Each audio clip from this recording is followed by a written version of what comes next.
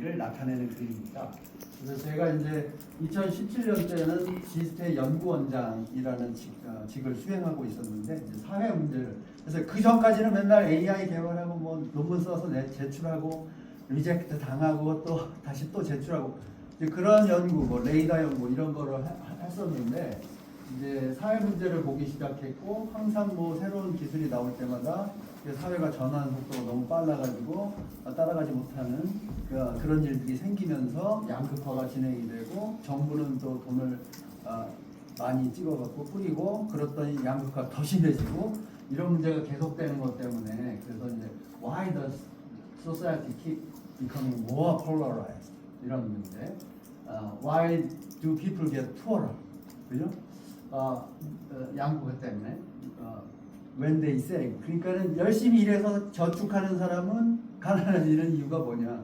이제 그런 거를 생각하다가 블록체인을 보게 됐고, 비트코인 보게 됐고, 비트코인은 이런 거를 좀 보완하려고 나온 기술이구나 라는 걸 직관적으로 깨달았어요. 그래서 그 다음서부터 나눔의 기술, 분배의 기술, 그 다음에 협력할 수 있게 해주는 기술, 그걸로 저는 이제 인식을 했고 지금까지 그렇게 일을 해오고 있습니다. 그래서 지금 또 이런 일이 생기고 있죠. 갑자기 이제 US 달러가 침범해 오고 있잖아요. 그래서 현재는 뭐 업비트에서 뭐 비트코인 사고 그럴 때만 쓰는 그런 이제 크립토 에셋인데, 이제는 이제 동대문 시장이라든지 그 다음에 그 G마켓이라든지 그 뭐 이제 쿠팡으로도 쓸 수도 있고. 자, 그렇게 되면은 이제 상인들 입장에서는 US 달러를 받을까, 코리안 원화로 받을까, 그거를 고민할 때 당연히 디밸류에이션이 더디게 그래도 제일 강한 화폐니까 US 달러로 받겠죠. 이제 그렇게 되면은 그게 디지털 달러리제이션이에요. 그래서 달러리제이션의 의미가 뭐냐면 자국의 국민이 그 나라 화폐를 안 쓰는 게 시작하는 거예요. 그렇게 되면 통화 주권을 잃어버리게 되는 거예요. 통화 주권을 잃어버리면 뭐 정부가 뭐 돈을 부양을 찍어갖고 부양을 한다 이런 것도 못 하게 되는 거예요. 그러면 미국이 부양을 하고 싶으면 자기네들이 부양을 하게 되고, 돈의 양이 갑작스럽게 늘어나고 하는 거를 우리 정부는 그냥 바라만 보고 있어야 되는 그런 처지에 빠지게 된다는 거예요. 그래서 굉장히 위험한 이슈고, 우리의 경제 테리토리를 지키려고 그러면 우리가 전략이 필요하다. 이제 그런 얘기입니다. 그리고 이제 한 가지, 이제 AI가 왔는데, 이제 아까 그 양극화, 그걸 2017년서부터 제가 연구원장 때서부터 보던 거, 그게 또 지금 반복되고 있잖아요. 그게 이제 테크노 퓨더 AI라고, 이게 기술 영주주의가 생겨나고 있다. 특히 AI가 더 심하다. 왜냐하면 AI는 돌리려고 그러면 데이터 센터가 필요하거든요. 근데 데이터 센터를 질 수 있는 곳이 몇 안 돼, 전 세계에. 그리고 그것도 자본을 집중적으로 가지고 있는 사람만 할 수 있어. 오픈 AI 같은데, 마이크로소프트, 테슬라. 그 나머지들은 GPU도 못 봐. 연구를 하려고 해도 GPU가 있어야 하지. 이런 얘기가 나옵니다. 그래서 굉장히 집중돼요. 그래서 그 지능이라는 거는 우리 머릿속에 있는 지능, 그 다음에 우리가 이렇게 대화를 하고 서로 가르쳐주고 도움받고 하면서 생겨나는 집단지능, 인류지능, 이게 진짜 지능이고, 또 아티피셜 브레인은 데이터 센터에서 전기를 수십 메가와트를 써야만 생겨나는 지능이에요. 그렇기 때문에 수십 메가와트를 가질 수 있는 그 사람, 에너지를 가질 수 있는 그 몇 안 되는 그 기업, 그것만 가질 수 있게 되고 나머지들은 손가락만 빠는 거지. 이제 그런 상태가 되기가 쉽고, 지금 이제 이거는 이제 전문가들조차도, 교수들조차도 이제 전환당할 위기에 이제 빠지게 되는 거죠. 내 것을 갖지 못하는 그런 문제입니다. 그래서 오픈 AI가 이제 대표적인 예이고, 거기는 모델을 일단 주지 않죠, 우리한테. 내가 열심히 내 두뇌를 가지고 AI 훈련시켜주고, 물론 나도 궁금증을 해소했지만 기본적으로 그 AI를 더 똑똑하게 만들어주고 있는 거잖아요. 우리 브레인으로. 그래야지 또 이제 그 우리한테 유의미한 그 AI가 만들어지기도 하고. 그렇지만 우리한테 보상은 안 주죠. 프로핏을 다 가져가죠, 거기서. 그 다음에 모델도 안 주고, 그리고 자기네들이 나중에 테이크 레이트를 그냥 팍팍 올리고 싶어. 지금 뭐 20불 받는데 200불짜리 만들었죠. 나중에 2000불짜리 만들고 20000불짜리 만들어서 또 격차를 만들 거야. 그럴 때 우리가 대항할 능력이 없다. 그게 이제 문제고요. 근데 아까 말씀드린 대로 데이터 센터에서 AI가 돌아간다. 휴먼 브레인은 1W밖에 안 써. 1W밖에 안 써서 잘 돌아가는데 쟤는 하나 돌리는데 데이터 센터가 필요한 거죠. 그래서 오픈 AI가 SK하고 여기 해남에다가 데이터 센터 20메가와트짜리 투자한 돈의 규모는 14 빌리언 US 달러. 그 다음에 해남, 그 다음에 여기는 AWS하고 SK하고 울산에다가 여기 더 커요. 260메가와트. 그 다음에 그리고 260메가와트면 GPU가 몇 장인 줄 아세요? 26만 장. 1킬로와트가 돌아가요. 한 장 돌리는데 그러면 메가를 킬로로 바꾸면 그게 이제 장수가 되는 거죠. 26만 장. 그 다음에 포항에 20메가와트 이렇게 해서 만드는데 여기에 들어가는 돈이 80 빌리언 US 달러였어요. 그죠? 그러면 1000대 1만 해도 8조 원이 들어가요. 8조 원이 들어가는 거예요. 이렇게 할 수 있는 곳만 AI를 소유하는 거야, 직접. 그게 참 문제죠. 그런 다음에 내셔널 데이터 센터가 우리 광주 과기원 바로 뒤편에 국가 데이터 센터가 있죠. 그거는 우리가 이제 광주 과기원이 추진을 해가지고 2017년부터 국정과제로 만들어가지고 이제 학교 뒤편에다가 만들어 놓은 거예요. 거기에 이제 그 삼성이 이제 내셔널 AI 컴퓨팅 센터로 수주를 했어요. 그래서 2 빌리언 달러 정도 해서 하는데 여기도 광주를 안 하고 강기정 시장이 좀 잘못해가지고 이쪽 해남으로 뺏겼어요. 그리고 이제 여기에는 그래도 이제 이미 데이터 센터가 있기 때문에 40메가와트, 그 다음에 현재 120메가와트 전력을 확보해서 이제 앞으로 이재명 대통령이 이제 젠슨 황이 26만 장 주는 것 중에 정부한테 5만 장 주기로 했잖아요. 그걸 이제 여기다 유치하자. 여기 국가 데이터 센터니까 이제 그렇게 얘기를 하고 있습니다. 자, 여기서 포인트는 뭐냐면 퍼스널 AI를 주려고 그러면 과연 그걸 온프레미스에다가 줘가지고 되겠냐, 성에 차겠냐. 성능이 그렇게 안 좋을 거 하잖아요. 여기 온프레미스에도 당연히 있어야 되지만 핸드폰에도 있어야 되고 내 랩탑에서도 퍼스널 AI가 돌아가야 되지만 그거는 뭐 이동하면서 쓰기도 불편하고 그러기 때문에 클라우드에서 하는 게 좋잖아요. 이 데이터도 안 잃어버리고. 근데 내가 소유권을 갖게 하는 프라이빗 키로. 우리는 크립토 하는 사람이니까 그렇게 하는 게 가능하다는 거 알잖아요. 그 얘기를 하는 거예요. 그래서 오늘 제가 가져온 말씀은 딱 세 가지로 Give AI to the people.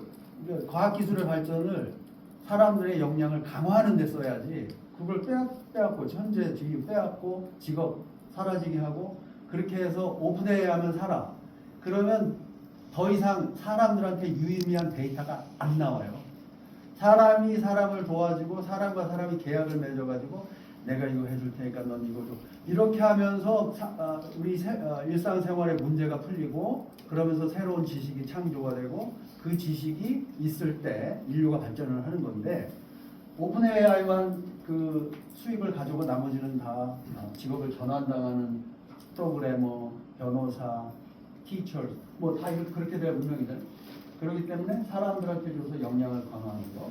자, 그렇게 하려면 어떻게 해야 되냐? 클라우드가 필요하잖아요, 우리도 데이터 센터에서 돌려야 되는 거예요, 이제는. 비트코인처럼 특화된 ASIC 칩으로 해서 저쪽 창고 같은 곳에서 돌리는 게 아니라 도심에 있는 데이터 센터에서 돌리되 웹3 클라우드야. 즉 이거는 사용자가 직접 소유하는 클라우드야. 데이터도 내 거고 AI 모델도 내 거야. 그 얘기를 가능하게 해주는 게 웹3 클라우드예요. 자, 그러면 이 위에다가 뭐 스테이블 코인 만드는 거는 우리 수업 시간에 10분이면 만들어요. 월드랜드 체인에다가. 그렇기 때문에 그건 기술 문제가 아니에요. 그거는 레귤레이션 테크놀로지야. 누가 정부하고 더 친하고 은행하고 더 친해가지고 스테이블 코인 발행할 수 있게 인가를 받아야 할 수 있는 거잖아요. 그렇기 때문에 걔는 레귤레이션 테크지 기술 집약적인 문제가 아니라 토큰 문제는 이게 토큰 제너레이션 하는 거는 10분이면 되잖아요. 다 아시는. 자, 그래서 이제 그렇게 됐을 때 이제 우리가 이 생겨난 클라우드에서 각자가 자기 AI를 가자. 근데 초기에는 일반인들이 갖기는 좀 어렵겠죠. 아무래도 일단 기업부터 자기 내부 데이터로 자기 AI를 학습시켜서 자기 사내에서도 쓰고 그 다음에 원할 때는 타 기업한테 서비스를 해주면서 돈 버는 거. 그게 가능하게 해주면 이제 2, 3년, 4, 5년 후에는 퍼스널 AI가 정착이 되겠죠. 우리 경제가 보호가 되면서. 그게 이제 스테이블 코인으로 지급 결제 받으면서 AI 서비스를 전 세계로 해주게 하자. 그 얘기입니다. 그 이야기를 좀 길게 할게 이제 지금 요점은 다 말씀드린 거고 그 이야기를 이제 어떻게 테크니컬리 가능하게 하느냐 그 얘기를 하겠습니다. 그래서 월드랜드는 2023년에 런칭했는데 현재는 CPU로 돌아가고 있고요. 이거는 이제 P2P 그래서 전 세계에 노드가 2만 대까지 확장돼 있었고요. 지금은 좀 줄어들었어요. 근데 이거를 이제 데이터 센터급으로 노드를 바꾸자. 그 얘기인 거고요. 그런 다음에 이제 우리 프로토콜 웹3 클라우드 프로토콜이 깔리면 이게 전부 다 우리 좀비 컴퓨터가 좀비 데이터 센터가 되는 거예요. 우리가 원하는 대로 움직이는 거죠. 그러면 여기에 이 My AI, 퍼스널 AI 프로토콜을 깔아가지고 사람들은 데이터만 떨구면 자기 AI를 가질 수 있고 지속적으로 학습시킬 수 있다. 왜? 학습시키는 루틴은 컴퓨터 루틴이기 때문에 사람이 개입할 필요가 없어요. 사람이 개입하는 부분은 어떤 데이터를 내가 가지고 학습을 시킬 것인가 선별을 해서 내가 원하는 내가 법률 AI를 만들고 싶으면 법률 데이터 제일 좋은 거 나는 뭐 그 중에서도 뭐 회계법이 관심 있어. 그러면 회계법에 제일 좋은 것들 데이터 큐레이션해서 떨구면 바로 그 다음서부터는 GPU가 있냐 없냐 문제거든요. 떨궈서 GPU에서 돌리면 되는 거죠. 그 말씀을 드린 거죠. 자, 그게 비전이고 저걸 이제 어떻게 하냐 이제 각각을 얘기하면 메인넷은 우리가 노벨 새로운 컨센서스 알고리즘을 만들었어요. 그게 이제 에러 코렉션 코드, 베리파이블 컴퓨트 컨센서스라고 그래서 베리파이블 컴퓨트 컨센서스를 VCC로 해서 하고 그다음에 에러 코렉션 코드는 이제 우리가 통신할 때 사용하는 거거든요. 그래서 통신에는 송신기가 있고 수신기가 있는데 송신기가 이제 송신한 데이터를 수신기가 받을 때 오류가 발생해요. 뭐 지워짐 오류가 발생하든 1을 보냈는데 0이 나오든지 0을 보냈는데 1이 나오든지 이렇게 뒤집어지는데 그걸 디코딩하는 알고리즘이 에러를 얼마나 많이 고칠 것인가 많이 고치면 연산을 더 많이 해야 되고 적게 고칠 때는 연산을 조금만 해도 돼요. 그걸 가지고 Verifiable Compute Consensus를 만듭니다. 그래서 요거를 가지고 요게 이제 되면은 이제 동전 던지기도 돼요. Verifiable Compute이니까 동전도 디지털 동전을 던져서 앞면이 나올 때는 채굴 하세요. 그 노드는 디지털 동전을 던져서 뒷면이 나올 때는 그때는 AI 컴퓨트를 하게 해줍니다. 그래서 두 가지를 다 하는 겁니다. 마이닝을 할 것인가? 그때는 동전 앞면 나왔을 때 하는 거예요. 근데 뒷면 나왔는데 앞면 나왔다고 거짓말을 할 수 있다? 없다. 왜? 베리파이블 하기 때문에. 크립토그래피로 베리파이블 해서 속일 수가 없어. 증명이 붙어야 되기 때문에. 증명이 안 붙었는데 전기 많이 써가지고 마이닝 했는데 타 마이너들이 이제 검증할 거 아니에요? 그때 이제 나가리 되는 거지 쉽게 말해서. 그러면 괜히 전기만 쓰게 되니까 그렇게 안 하게 되는 겁니다. 그런 것들을 우리가 2018년에 US 페이턴트를 내놨고요. 논문도 이제 발표가 많이 됐습니다. 그리고 이제 이 기반 위에 자 그러면 AI 컴퓨터를 하려고 그러면 GPU를 가지고 노드들이 들어올 것이다. 마이닝 경쟁을 해야 되니까. 그랬는데 그 중에서 몇 퍼센트만 마이닝을 하고 나머지는 AI 컴퓨터를 해주니까 우리 그 매니파이라는 클라우드 프로토콜을 깔면 클라우드 네이티브 컴퓨팅이 되는 거예요. 그러면 가령 쿠버네티스 같은 거 까는 거죠. 그렇게 되면 이제 오케스트레이션, 누가 사용자가 자기 어카운트를 만들고 컨테이너에다가 자기 데이터를 넣어놓고 서비스를 돌릴 수도 있고 그렇게 하게 되는 게 이제 웹3 클라우드입니다. 이게 되면은 거기에서 AI를 돌려주기만 하면 즉 프론트엔드만 만들어주면 퍼스널 AI 시대가 오는 겁니다. 그러면 현재는 여기에 현재는 우리 VC들이 다 여기에 관심이 있어요. 웹3 클라우드. 기업도 여기에 관심이 있고 왜? 클라우드가 좋긴 좋은데 내 거를 여기서 가질 수 있으면 좋겠는데 아직은 저런 게 없으니까 AWS를 쓰거나 뭐 그래야 되잖아요. 근데 거기엔 내 게 아니잖아. 다 볼 수 있잖아 관리자가. 그래서 비밀 데이터를 비밀성을 보장을 못 받는 거예요. 그래서 이제 그런 내용들이 이제 제가 그 근거 없이 말하는 게 아니고 이 논문 최소한 논문을 통해서 검증을 했다. 이제 아직 시장에서는 검증이 안 된 거고 우리가 이제 시장에서 검증을 하려고 이제 창업 기업을 만든 거고 지금 VC한테 이제 투자를 받고 있습니다. 그다음에 Verifiable Compute Cloud도 이제 이 Error Correction Code Verifiable Compute Consensus도 세계 탑 저널 IEEE Transaction from Information Forensics and Security 그래서 2025년자 7월에 또 발표가 됐고요. 그래서 아까 말씀드렸던 거를 그림으로 표현한 게 이거죠. 앞면 나올 때는 마이닝 하게 허락해주고 뒷면 나왔을 때는 원래는 쉬어야 되는데 쉬어서 뭐하냐 GPU 가지고 GPU 서비스 해줘라 그 얘기입니다. 그래서 이제 동전 던지기 함수를 만들었을 때는 양자내성 암호로 만들었고요. 그래서 이건 양자내성 암호는 기본적으로 사인 함수입니다. 사인 서명 함수인데 서명을 할 때 이제 해시를 통과시켜 버리면 해시 값이 이제 난수니까 그러면 이제 이 숫자가 트레시홀드보다 크면 헤드, 작으면 테일, 헤드, 테일, 앞면, 뒷면 이렇게 나눌 수가 있게 되죠. 그래서 노드의 숫자가 충분히 커졌을 때는 이제 1%만 합의하는 데 쓰고 가령 10,000대, 아까 20,000대까지 갔었다 그랬잖아요 우리가. 그러면 그 중에서 200대는 컨센서스 하고 100분의 1로 해서 그러면 나머지 99% 9,900대는 AI 컴퓨터 돌려주는 걸 하는 거죠. 이게 이제 가능해진 거예요. 그러면 에너지 사용량을 최소화하면서 합의하는데, 즉 마이닝 하는데 들어가는 에너지는 1%만 쓰고 나머지 99%는 이제 유스풀 연산하는데 자원을 쓰게 되는 거죠. 여기서부터 이제 비트코인하고 차별성이 생기는 거예요. 근데 이 에너지를 세이브하는 거를 이더리움은 포스로 하거든요.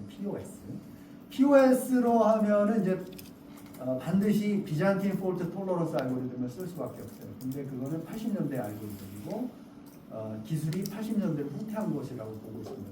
그래서 비트코인이 가장 혁신적이었던 건데, 그래서 수백만 대의 컴퓨터가 합의를 할 수 있잖아요. 자기 할 일만 하면. 대화를 안 하는 합의예요. 컴퓨트 컨센서스라는 게 나는 내가 할 일만 연산만 하고 있으면 합의가 이루어지는 거예요. 그게 비트코인 사토시 나카모토의 혁신이었는데 새로운 기술이 안 나왔으니까 포스로 간 겁니다. 비탈릭 대리는. 그렇게 됐는데 이제 우리는 그런 거를 만들었으니까 이렇게 하면 되고, 그러면 이제 우리 프로토콜이라는 거의 이제 개념이 뭐냐? 그래서 이 My AI 네트워크가 이제 우리 트레이드 마크거든요. 퍼스널 AI에. 그래서 My AI. 각자가 자기 AI를 갖고 서로 교류하면서 서로 가르쳐주고 하는 그런 네트워크다. 그래서 그 NAN이라고 부르고, 이 NAN을 가능하게 해주는 프로토콜이다. 그래서 Magnify 프로토콜. 그러면 데이터 센터, GPU 데이터 센터를 가지고 있으면 이 프로토콜을 깔아버리면 걔가 웹3 클라우드가 돼요. 그러면 프로토콜은 어떤 모양이냐? 노드, 퍼스널 AI, 컨센서스, 버추얼 머신. 버추얼 머신은 현재는 이더리움하고 똑같은 걸 써야 돼요. 왜냐하면 국제적인 호환성을 가져야 되니까. 그래서 베리피케이션은 버추얼 머신에서 해주고 연산은 컴퓨터 클라우드에서 해주는 거예요. 영지식 증명도 컴퓨터 클라우드에서 해주고 영지식 증명을 베리파이하는 건 한순간에 하는 건데 그거는 버추얼 머신에서 해주는 겁니다. 그렇게 해주면 여기서 이제 제가 말씀드려야 될 것은 이것은 다 설명했고, 버추얼 머신은 EVM하고 똑같고 현재는, 그 다음에 이제 퍼스널 AI는 말씀드린 것 같고, 그러면 요거는 어떤 모양이냐? 노드, 데이터 센터. 그러면 데이터 센터 프로토콜, 컴퓨트 프로토콜, 스토리지. 그 AI는 메모리가 굉장히 중요해요. 내가 대화했던 메모리를 다 갖고 있으면 똑똑하잖아요. 내가 막 지하고 얘기했던 거를 다 기억하고 답을 해주니까. 그래서 메모리가 굉장히, 스토리지가 굉장히 중요해요. 그 다음에 추론을 하거나 할 때는, 추론이나 학습을 시킬 때는 컴퓨터 클라우드에서 해. 그러면 비밀이 여기서 새어나갈 수가 있어. 그래서 그 비밀이 내가 컴퓨터하고 연산 도중에 비밀이 새어나갈 수 있는 거를 감시를 해가지고 그렇게 못하게 해주는 이 프로토콜이 이제 매니파이 프로토콜입니다. 그래서 저 프로토콜을 현재는 우리 지스트에 있는 컴퓨터 클라우드에서 이제 지금 파일럿 실험을 이제 계획 중이고 이제 펀딩이 지금 조금 들어와서 이제 곧 시작을 하게 될 것 같습니다. 그래서 현재는 6 펜타플록스 정도의 연산량을 갖고 있는데 A100으로 만든 거예요. 우리가 좀 3년 전, 4년 전에 만들어서.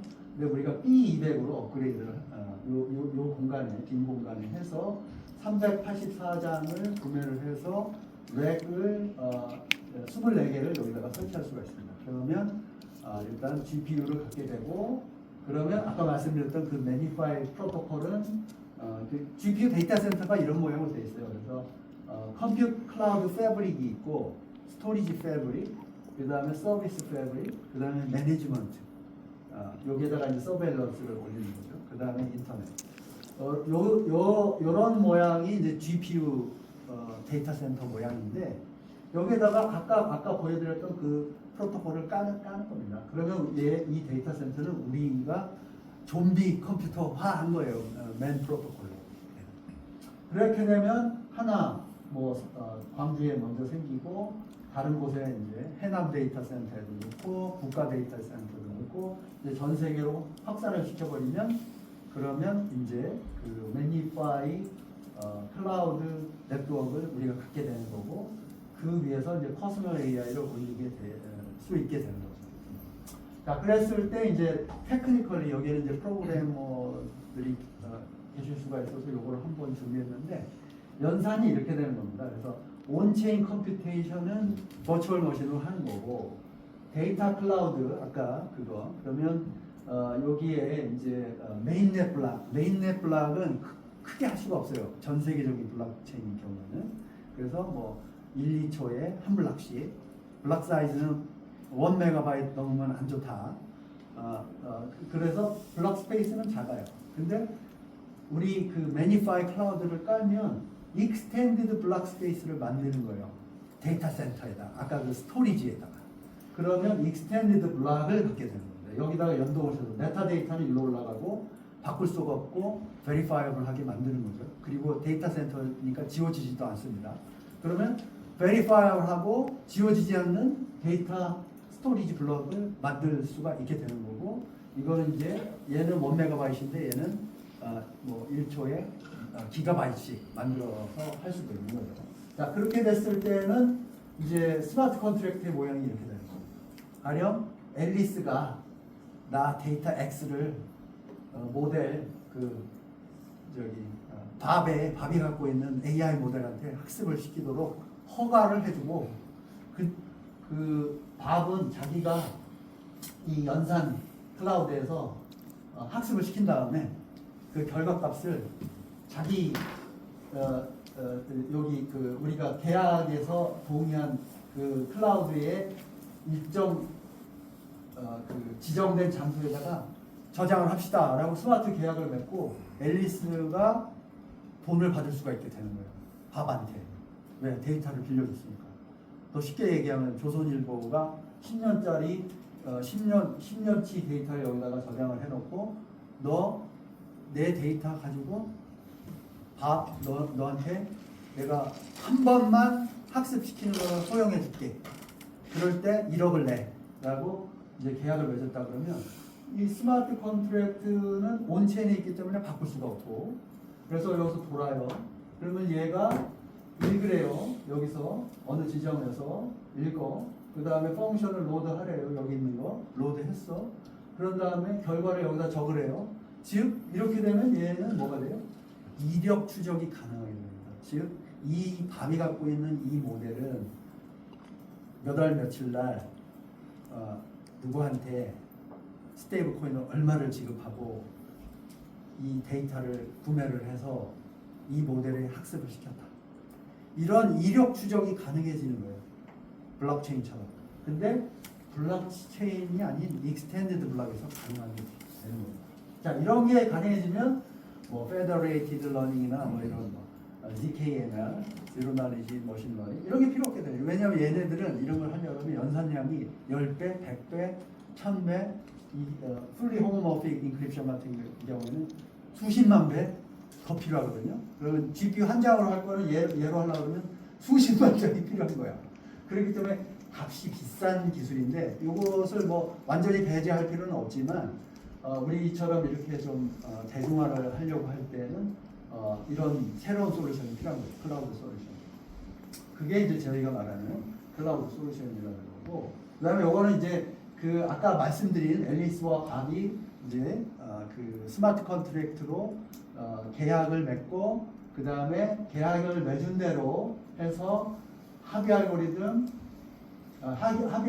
레이어와 버추얼 머신 레이어, 그 다음에 데이터 클라우드 레이어, AI 컴퓨트 레이어 간에 어떻게 인터랙션이 진행돼서 서비스가 완료되고 아토믹 수학으로 돈을 주고받는지 서비스 주는 것과가 이제 볼 수 있는 사건입니다. 그래서 우리가 이제 좀 정리를 해드리면 매니파이 프로토콜은 루트 OS를 컨트롤하게 되고 모든 거를 다 베리파이어블하게 만들어주는 겁니다. 그래서 30분이 됐다고 표시가 와가지고 빨리 진행하겠습니다. 그래서 데이터 이뮤터빌리티를 확보할 수가 있어요. 클라우드 네이티브. 그 다음에 기저에는 블록체인이 돌고 있잖아요. 사용자는 블록체인은 안 봐도 돼요. 사용자가 볼 때는 그냥 클라우드야. 그리고 이제 보다 더 높은 수준의 confidential 컴퓨팅을 원할 때는 그 데이터 센터에 누가 들어가가지고 피지컬리 매니플레이트 할 수 있잖아요. 그런 것을 방지하기 위해서는 이제 T, Trusted Execution Environment 혹은 Confidential Computing, 그 NVIDIA 솔루션. 이건 좀 값이 비싸요. 그래서 10%에서 20% 돈을 더 내면 여기에다가 돌려줄 수가 있는 거예요. 그렇게 되면 이제 완벽해집니다. 물리적인 옆에 와서 엿듣고 뭐 전자파 발생하는 거 엿들어가지고 데이터 빼가고 그런 것도 못 하는 거예요. 이거 하면 이제 그렇게 되고, 그런데 저런 것들이 이제 전 세계적으로 컴페티션이 많이 생겨나고 있고 뭐 지로 그래버티, 뭐 사하라 AI, 뭐 이런 것들이 생겨났어요. 작년에 실리콘밸리는 투자를 잘해주니까 크립토에, 우리나라는 크립토는 한다 그러면 벤처 인진도 취소하려고 그러는데 그러고 있습니다. 그래서 이제 컴페티터가 있는데 월드랜드는 컴퓨트, 스토리지, 트레이닝, 인퍼런스, 모니타이즈 이게 다 가능하고, 지로 그래버티 같은 경우가 우리랑 매우 유사해서 우리랑 지금 파트너십을 맺으려고 지금 계속 우리가 대화 중에 있고요. 그리고 이제 그 다음 것들은 그렇게 우리보다 뛰어나지 않습니다. 그래서 그렇게 했을 때 이제 요건 이제 3, 4년 후에 이런 일이 이제 생길 건데 이제 그 각 사람, 전 세계 사람들이 각자 자기 AI를 스스로 컨트롤할 수 있는 그런 환경이 만들어진다. 근데 저렇게 하려 그러면 우리 매니파이 클라우드가 정부가 우리한테 허용해주는 뭐 5만 장 이 정도 수준까지 안 되죠. 그래서 우리가 토큰이 필요한 거예요. 토큰을 가지고 전 세계로 매니파이 프로토콜을 모집을 해서 그 데이터 센터들이 들어오면 거기에다가 프로토콜만 깔면 우리랑 똑같은 프로토콜로 돌아가는 전 세계적인 데이터 센터가 되고, 그랬을 때 오픈 AI의 대항력을 갖게 되는 거죠. 그러면 이제 이것도 이제 막업이고 마이 AI는 3, 4년 뒤니까. 그러면 각 사람이 자기 AI 어시스턴트를 이렇게 주르륵 거느리면서 이제 다른 사람이 내 AI, 야, 네 거 한번 테스트 좀 해보자. 그래서 문답 좀 해보고, 쓸만한데? 그럼 야, 계약 맺자. 그럼 아까 스마트 계약 맺어가지고, 뭐, 두 변호사 사무실 간에, 뭐, 한 사람은 회계 변호사고, 한 사람은 소송 변호사고, 야, 우리 둘이 협업해갖고 이 소송 좀 처리하자. 국제 간에. 뭐, 그러면 계약 몇 번 한 다음에 핏이 맞으면 스마트 계약 맺어가지고, 우리 데이터는 상호 보호하고, 그 다음에 AI 모델 하나 만들어갖고 이걸 서비스 한 다음에 이거 계약 끝나면 이거 없애버리자. 이런 것도 가능해집니다. 자, 이제 스테이블 코인으로 넘어가겠습니다. 그래서 퍼스널 AI를 그렇게 하는 거고, 그럼 지급 결제 받으려면 이제 스테이블 코인 필요하잖아요. 트럼프가 크립토 상법 통과시켰죠. 그래서 이제 클래리티 액트는 SEC가 관장할 거냐, CFTC가 할 거냐, 상품이냐, 증권이냐, 그걸 명확하게 구분해 주는 거고, 그 다음에 NTCBDC는 미국 사람들은 자유를 제일 사랑해. 누가 내가 뭐 어디 가서 돈 쓰는 거 쳐다보고 그러는 거 절대 안 돼. 목숨과도 못 바꿔. 그러니까 CBDC는 안 돼. 그런 거고. 그 다음에 이제 우리가 관심 있는 거는 지니어스 액트. 지니어스 액트고, 지니어스 액트는 이제 발행 주체가 있어야 되고, 그걸 한국 디지털 자산법은 아직 안 나왔고 준비 중인 거고, 발행은행 혹은 인가 금융 기반 한정. 근데 여기에 기가 막힌 게 이제 조항이 하나 들어가 있는데, 여기에 연준이 가지고 있는 어카운트도 들어가 있습니다. 그래서 연준의 그 리저브 자산 있잖아요. 그 은행이 저기 연준에다 맡겨놓는 그 돈. 그래야지 프랙셔널 리저브 뱅킹하는 그 돈. 그 돈도 포함되어 있습니다. 법안에 보면. 그 얘기는 무슨 얘기냐면, 여태까지는 그 베이스머니라고 하는 게 연준의 창고에, 연준의 어카운트에 갇혀갖고 세상으로 안 나왔는데, 연준에 있다라는 거를 증표를 보여주기만 하면 되잖아요. 중기금 여권 100%. 가령 그 돈이 3.7조 트릴리언 US 달러랍니다. 현재 2008년에 엄청나게 만들었잖아요. 그 이후에도 많이 그 베이스머니 크기를 늘렸고, 그 놈이 은행 어카운트 속에 갇혀갖고 세상 빛을 못 봤는데 이제는 나오는 거예요. 세상. 스테이블 코인은 지갑과 지갑으로 막 돌아다닐 거잖아요. 3.7조 US 달러만치. 엄청난 돈이 이제 통용이 되기 시작하는 거예요. 인플레이션 엄청나겠죠. 그러니까 그런 것들이 있어요. 그리고 이제 뭐 1대1 항상 패깅이 유지되는지 감시하겠다 뭐 그런 것들이 있습니다. 그래서 이게 굉장히 위험한 일이고 무서운 일입니다. 그래서 이건 이제 스테이블 코인 전략인데, 뭐 추진 전략은 뭐 이더리움이나 뭐 이런 데다가 이제 코리안 원화를 발행을 하고, 그 다음에 리저브 자산은 그 어느 은행에다가 예치해놓고, 그 다음에 1대1 패깅 상황 모니터링 대시보드 제공해서 늘 보여주고, 그 다음에 발행을 할 때, 소각할 때 투명하게 바로바로 해주고, 그런 것들이 이제 요구사항이고, 그러면 이제 스테이블 코인이 지갑과 지갑 사이에서 왔다 갔다 하는데, 지급 결제는 마지막 포인트 오브 세일하고 연동이 돼 있어야 되니까, 우리 같은 경우는 이제 신세계라는 얘기를 해서 스타벅스 매장 두 군데서 그 스테이블 코인 결제 서비스 마지막 연결 포인트 그걸 하고 있고요. 그러면 이제 규제 및 감독 기관이 이걸 다 쳐다보고 있고, 우리나라는 뭐 금감원 같은 데가 될 것 같고, 그러면 스테이블 코인 발행 기업은 세 가지 정도로 이제 구성이 되는데, 하나는 저희 같은 네트워크, 메인넷, 그 다음에 리저브 자산 관리하는 은행, 업비트가 될 수도 있죠. 그리고 포스 서비스 기업, 말단에서 QR 코드로 결제가 되게 만들어주는 거. 요 세 개가 발행. 여기서 발행하면 여기서 토큰을 10분 만에 여기서 만들어서 100억 원어치를 만들어주면, 100억 개를 만들어주면 여기다 딱 주고, 스테이블 코인 유통기업 신세계 같은 거 보면 사가가지고 상품권에 기반을 해가지고 만들고, 그 다음에 상품권을 뭐 이렇게 빌려주면 여기서 땡 처리라든지 여기서 하겠죠. 그래서 수익을 만들겠죠. 부채를 주면 부채 수익 만드는 거고, 그렇게 하는 거고. 그러면 업비트 같은 경우에는 뭐 여기에서 뭐 업비트 이미 시장이 있으니까 거기에서 시장 관리할 때, 거래 지원할 때 쓰는 거고, 신세계 같은 경우는 G마켓에서 쓰거나 그 다음에 이마트 같은 데서 쓰거나 그렇게 하겠죠.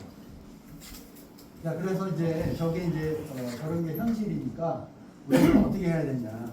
월드랜드는 이미 국가 R&D 자금, 그 다음에 팁스 중기부 자금으로 창업까지 했기 때문에 이제 이렇게 지로 나리지 브릿지로 비트코인과 연결하고 솔라나 이런 데랑 연결을 해서 유동성을 이제 왔다 갔다 하게 해주고, 우리가 이제 추진하려고 하는 거는 K 메인넷을 타고 국내 시장으로 들어와라. 우리나라에 들어올 때는 K 메인넷을 브릿지 거쳐서 타고 들어와서 서비스를 해라.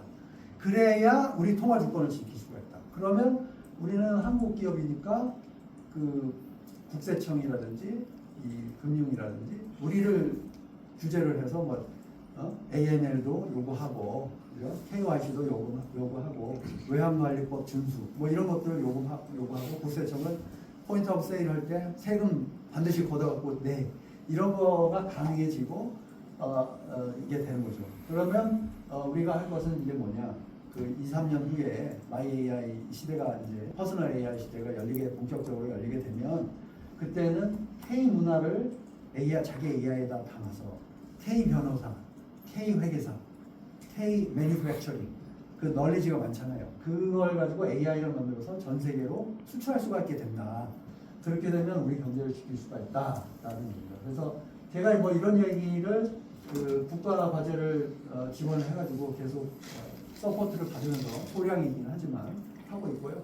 업비트 같은 데서 투자해 주시면 참 좋고.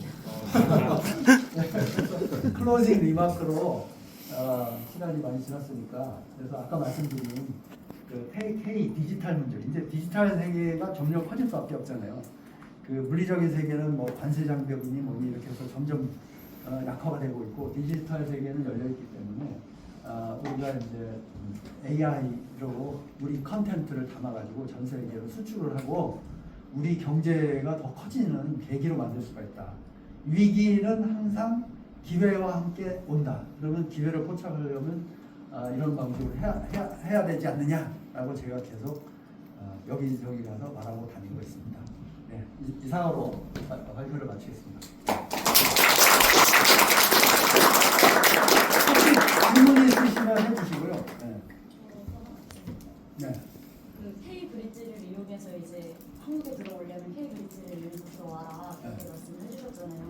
그러면 이제 저희가 생각하는 웹3는 디센트럴라이즈 됐던 애들이라서 좀 이제 규제되지 않는 상황인데 K 브릿지를 무조건 이용을 하게 되고 저희가 무슨 K 디지털 문명에 대한 거를 뭐 사고 팔고 할 때 K 브릿지를 써야 된다면 이 모든 게 저희가 AML, KYC 이런 영역이 되어서 관리를 해야 되는 거예요. 지금 죽기 살기 아니로 싸우고 있기 때문에 너무 탈중앙화 그 이상 그걸 한순간에 이룰 수는 없어요. 그렇기 때문에 항상 그 현실과 그 다음에 그 외국에 있는 기업들과 싸우면서 해야 되기 때문에 내려놓으면서 해야 돼요. 한순간에 이상을 다 바로 이룰 수는 없다. 단계적으로 이뤄갈 수밖에 없고 가장 급한 거는 3년만 있어가지고 3년이 지났는데 US 달러 토큰이 와가지고 우리나라 국민들이 전부 US 달러 토큰을 쓰고 있어. 그때는 바꿀 수가 없어요. 왜냐하면 이게 아시잖아요. 지갑 사용하기 불편한데 한 가지에 익숙해지면 잘 안 바꾸잖아요. 그래서 3년만 지나도 우리 시장은 바로 박살이 나버린다. 저는 그렇게 생각하는 입장이어가지고 이건 절체절명의 순간이기 때문에 통화 주권을 잃어버리면 쏘버린 AI는 저리 가라고 통화 주권을 잃어버리면 진짜 할 수 있는 게 없어요. 그러면 우리나라가 뭐 좀 극단적으로 예를 들면 엘살바도르처럼 되는 거예요. 통화 주권을 할 수가 없으니까. 근데 저는 이제 그런 생각입니다. 그래서 굉장히 중요하다. AI보다 더 중요한 게 블록체인인데 우리나라는 여태까지 규제를 해왔기 때문에 산업이 너무 뒤떨어졌어요. 그렇기 때문에 보호하는 법을 만들어서 국회에서 발의를 해서 우리 시장을 지키기 위해서는 K 메인넷을 타고 들어와라. 그리고 뭐 그렇다고 저를 선정해달라는 건 아니죠. 제가 그러니까 이제 5개 기업 선정을 해가지고 AI도 5개 기업 선정했잖아요. 서로 경쟁을 통해 가지고 살아남는 놈이 이제 서비스를 할 수 있게 해주면 되죠. 이게 더 중요하다는 거예요, AI보다 저는. 그럼 하나씩 더 여쭤볼게요. 네. 데이터가 저희 안에 들어오면은 블록 스탠드 블록 안에 들어오는 데이터도 그렇고 삭제가 안 될 거잖아요. 네. 전부 이제 그게 남아 있을 텐데 만약에 거기에 뭐랄까 제대로 이제 감사되지 않은 데이터가 들어왔다거나 하면은 그게 영원히 지워지지 않을 텐데. 이 익스텐드 블락이니까요. 지워달라 그러면 지워줄 수도 있는 거예요. 가령 근데 그 조건은 뭐냐면 트랜잭션을 발생시켜서 컨센서스 레이어를 통과한 다음에 모든 노드가 합의를 해서 지웁시다 하면 지워집니다. 그냥 임의로 지우는 게 아니에요.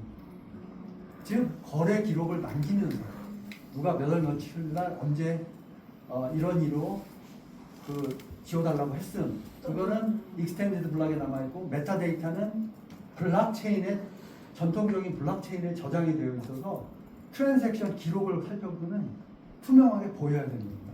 결국 딜리트 됐다는 기록은 이제 남아있게 되는 거예요. 네. 저는 이제 그 주제랑 약간 좀 벗어나는 내용인데, 네. 그 이제 교수님이 아무래도 이제 블록체인 쪽에 좀 이제 많이 관여가 계시니까, 예를 들어서 뭐 정부 쪽이랑도 접촉을 하실 거잖아요. 네. 요즘 이제 지금 이재명 정부가 사실은 뭐 친코인 정책을 공약으로 내세워서 이제 지금 하고 있는데 실제로 좀 그렇게 되고 있다고 생각하십니까? 안 돼요. 안 되고 있어요. 근데 잘 더디고 네. 그리고 관성이 막 7, 8년 동안 가던 게 갑자기 네. 끝나지가 않잖아요. 그렇죠. 그래서 이제 좀 특단의 대책을 좀 세워야 되는데 그래서 우리가 좀 자주 만나야 돼요. 크립토업계에서 자주 만나서 그 저기 압력을 넣어야 되는데 네. 저도 이제 지금 저는 이제 광주 관계로니까 그 정청래 대표를 통해 가지고 호남에 뭘 해주겠다고 약속을 해서 만든 게 네. 호남 발전 특별위원회가 있어요. 아. 거기에다가 이제 제가 이제 요청을 하고 있는 게 내일 그 이제 그 특별위원회 이제 활동 보고를 하는데 거기 가서 이제 말씀드릴 게 이거하고 네. 그 국민에게 AR을 주자. 그 다음에 스테이블 코인을 우리 거를 만들어서 우리 시장을 보호해야 된다. 그럴 때 K-메인에 타고 들어오게 해야 된다. USDT가. 그래야 우리도 한 3, 4년 동안 유예 기간 동안에 그 발전을 시킬 수가 있다. 우리 시장을. 그래야 된다라는 그거를 법안에 넣어달라. 이런 것들을 내일 그 제가 발표를 하려고 합니다. 그 특위에서. 예. 그럴 때 이제 지금 그러면 그러더라고요. 그러면 당신이 무슨 자격으로 그런 걸 막 말해. 그러는데 이렇게 좀 업비트 같은 데서 이제 협력을 같이 하고 그 연대를 해주시면 힘이 생기죠. 사실 뭐 저희 거래소 입장에서는 뭐 이렇게 현물 뭐 ETF라든지 아니면은 뭐 선물 거래를 허용해 준다든지 네. 뭐 이런 거 해주면 거래소 입장에서는 네. 좋은 부분도 있으니까. 예, 그런 것들이 빨리빨리 돼야 되는데 지금 안 되고 있어서 그렇죠. 너무 AI에 경도되고 있는데 네. 이제 AI는 26만 장 확보했으니까 이제 진짜 중요한 거 하자. 네. AI보다 더 중요한 게 통화 조건이다. 근데 이런 얘기를 저 혼자만 해가지고 좀 힘들고 같이 말해야 되거든요. 그래서 시간 되시면 자원이가 뭐 서울에서 또 할 수도 있어요. 아, 네. 네, 그럴 때 이제 같이 협력을 해주시면 좋고요. 자, 어쨌든 제 말씀은 거기까지.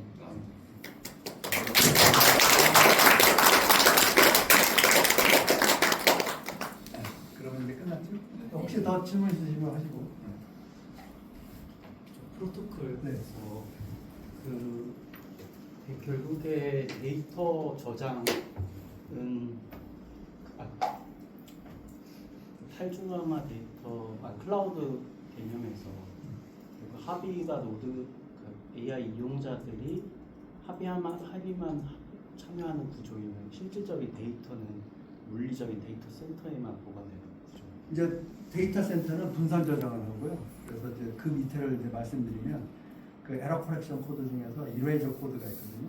그래서 그 중에서 또 파운틴 코드라는 게 있어요. 그래서 데이터가 들어오면 조각을 내서 분산시켜서 저장을 시켜놨다가 데이터를 다시 어베일러블하게 보여주려고 그러면 그 조각이 100개로 돼 있다 그러면 한 뭐 70개만 모으면 원본 데이터를 다시 복원할 수가 있거든요.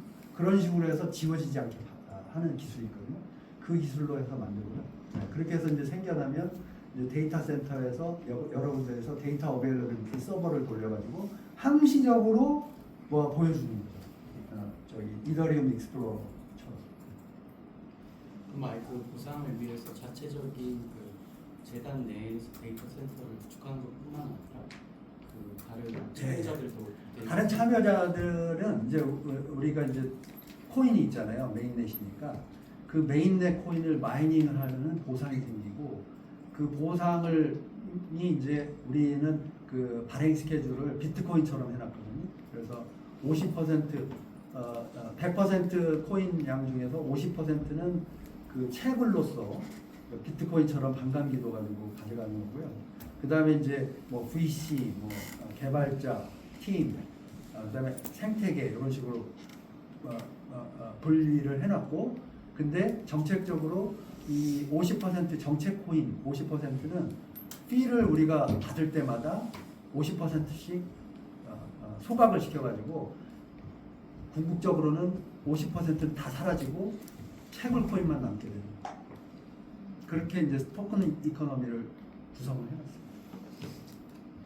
그래서 그 사실 물리적인 데이터 센터가 여러 개 차려져도 사실 굉장히 참여자들에 비해서는 소수에 해당할 것 같은데 네. 이렇게 스테이블 발행을 만약에 그 메인에서 직접 담당하게 되고 브릿지를 통해서 결국에는 미더리움이나 비트코인이나 이런 것을 중개하는 역할이 된다는 그러면 탈중화성이 굉장히 부족해지는 게 아닐까. 그거는 이제 저희가 현재는 뭐 아이슬란드에서도 참여하겠다고 하고, 지금 전 세계적으로 많은 그 사람들이 IR 요구를 하고 있어요. 그래서 데이터 센터는 어차피 필요하거든요. 도심에도 필요하고 지방에도 필요하고 하기 때문에 탈중앙 아까 보셨듯이 저희만 저런 이야기를 하는 게 아니라 지로그래버티나 다른 곳에서 하고 있기 때문에, 그러면 데이터 센터들이 탈중앙화적인 데이터 센터들이 앞으로도 많이 생길 거고, 그 시장을 먼저 가겠다는 게 이제 저나 이제 지로그래버티 마이클 하이니 같은 사람입니다.